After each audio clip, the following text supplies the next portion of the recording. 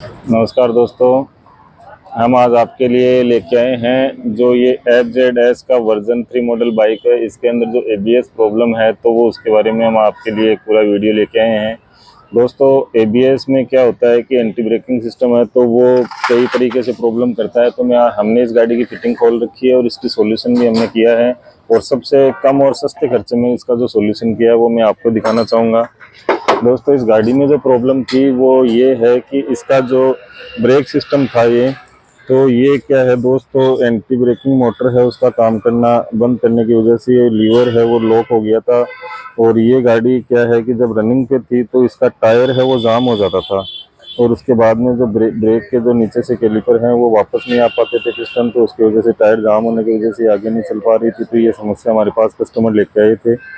तो हमने इसका सॉल्यूशन क्या किया है दोस्तों, मैं आपको दिखाऊंगा कि जैसे हमने इस पूरी गाड़ी को चेक करने के बाद में हमारे सामने जो समस्या आई वो ये आई थी कि इसका जो ये एंटी ब्रेकिंग की जो ये मोटर है या जो सेंसर वगैरह कोयल वगैरह लगी हुई है तो ये प्रॉपर तरीके से वर्क नहीं कर पा रही थी। तो इसके लिए हमने इसको अच्छे से खोल के क्लीन भी किया है और वॉश वगैरह करके, और हमने भी अच्छी खासी मेहनत की इस पे, फिर भी हमने देखा कि ये मोटर वर्क नहीं कर पा रही थी। तो बाद में हम जो दोस्तों हमारे सामने जो रिजल्ट आया वो ये निकला कि ये जो इसके एंटी ब्रेकिंग का जो सिस्टम है ये खराब हो चुका था।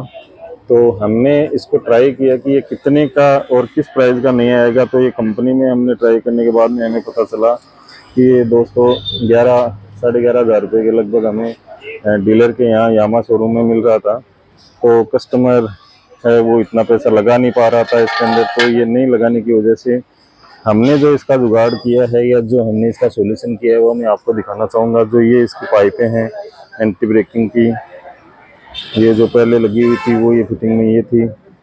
और इसके बाद में जो हमने इसमें किया क्या है कि हमने इस सिस्टम को डायरेक्ट कर दिया है दोस्तों। डायरेक्ट का मतलब मैं आपको बताना चाहूँगा, जो पुराना मॉडल यामा में या जो विदाउट ABS गाड़ियाँ थी उनके अंदर ये जो ऑयल प्रेशर की जो पाइप थी ये लगी हुई रहती थी। तो ये क्या है कि ऊपर कैलिपर से लेके और नीचे मास्टर सिलेंडर तक यही आती थी, ऊपर मास्टर सिलेंडर से नीचे कैलिपर तक।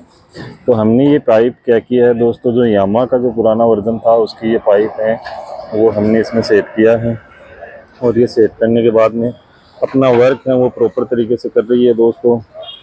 तो ये हमारे जो खर्चा इसका हम आपको बताने जाएंगे कि जो कंपनी का जो हम इसमें लाके फिटमेंट तैयार करके तो ये खर्चा 13 से 14 हज़ार रुपये तक कस्टमर पे जा रहा था।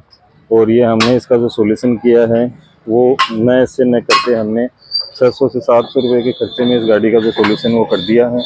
और वो पाइप डालने के बाद में ब्रेकिंग सिस्टम इसका प्रॉपर काम कर रहा है, कोई इश्यू नहीं आ रहा है।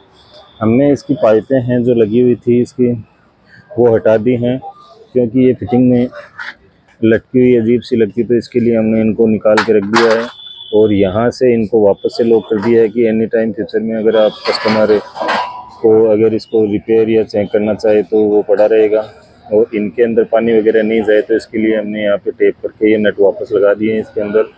और दोस्तों, इस गाड़ी को हमने तैयार किया है वो एकदम ज़ीरो मेंटेनेंस, बोले तो जो 13 हज़ार का खर्चा था वो हमने इसका 600 रुपये के में ही कस्टमर को तैयार करके दे दी हैं।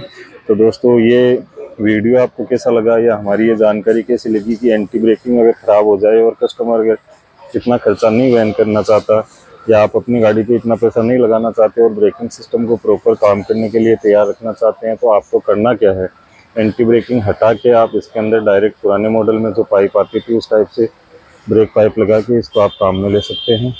तो आपका खर्चा भी बचेगा और आपका ब्रेकिंग सिस्टम है वो कंटिन्यू काम करेगा दोस्तों। तो हमारा वीडियो आपको कैसा लगा और हमारे द्वारा दी गई जानकारी है वो आपको कैसे लगी कमेंट करके ज़रूर बताएं दोस्तों। और हमारे चैनल को लाइक और सब्सक्राइब ज़रूर कीजिए दोस्तों। Thank you.